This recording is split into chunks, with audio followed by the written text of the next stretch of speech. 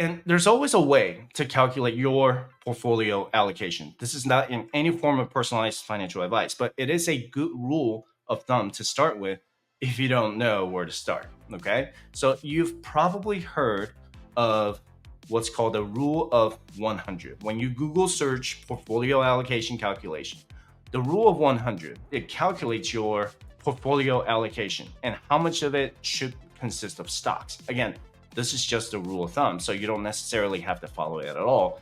I don't, okay? For example, if you're 35 years old, the rule of 100 will be 100 minus 35, and that gives you 65 or 65% stocks and 35% bonds. And many experts over the years believe that this is too risk averse for people in their 30s. So they say, forget this, okay? And they want to come up with maybe something better because people are living a lot longer than the previous generation. So, you want your portfolio to last into your 70s, 80s, and 90s. And most of you watching this are in a hyper accumulation phase. And I have to agree with them. I would even argue that it might be too risk averse for people in their 40s using the rule of 100, depending on their time horizon, right? So some would recommend using the rule of 120, and maybe it's going to go up to rule 130, right? Because we're living a lot longer than our previous generations. And 120 minus 35 will give you 85% stocks and 15% bonds. So that would be much more aggressive than what I showed you with the 65% stocks and 35% bonds. So it gives you more exposure to risk while you're still young. That's right, 35 years old, you're still young. You can fight me about it, all right?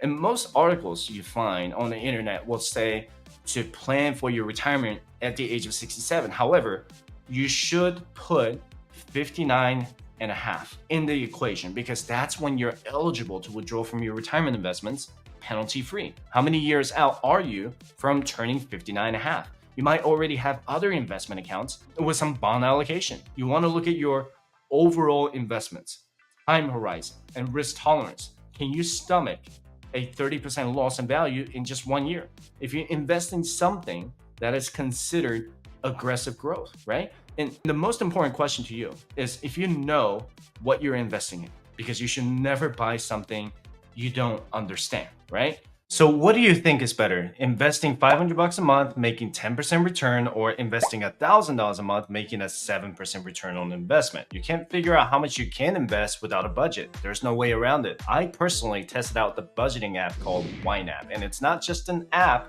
that can track your income and expenses, but it can even help you create a plan to pay down your student loans, car loans, personal loans, or credit cards a lot faster. So if you're ready to change your life by getting out of the paycheck to paycheck cycle, you can get a free trial without any credit card information by using the link in the description below. So let me show you another rule that's gonna help you out. This rule is called the rule of 72. This is more of a math problem than probabilities. So the rule of 72, it's super simple for you to figure out how much and how long it takes your investments to double over the years, okay? This is not a made up number because the SEC or the Securities and Exchange Commission even cites the rule of 72 in their financial literacy resources.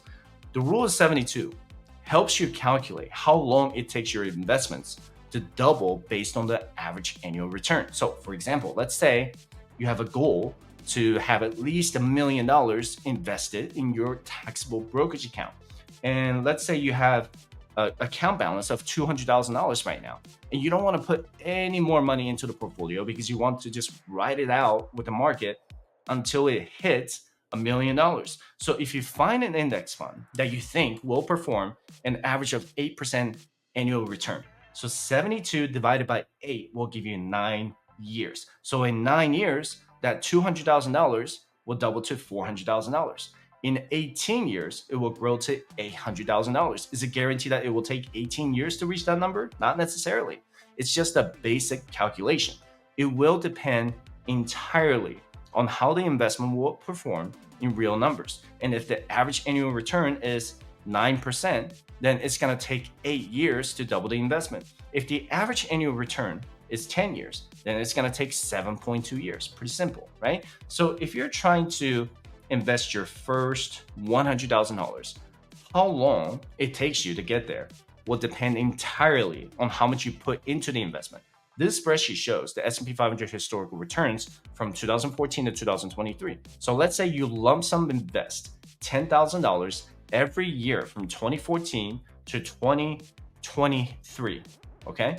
It would take you about 6 years, or at the beginning of 2020, to get to $100,000. This is just that's the end of 2020.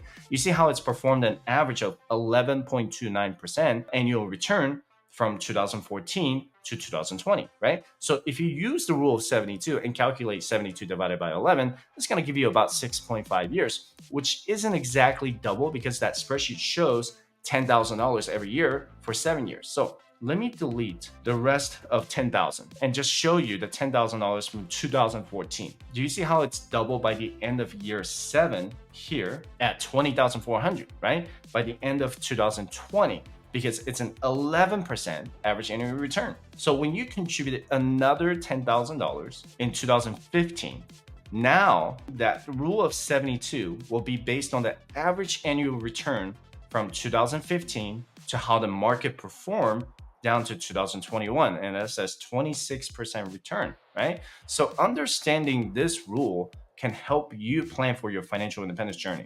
What matters more is how much you save and invest. You have control of how much you put into the account, but you don't have any control of how the investment will perform in the future. And I know that was a lot of information, but it's crucial that you understand how some of these investments or how these rules work in your favor before you start investing, okay?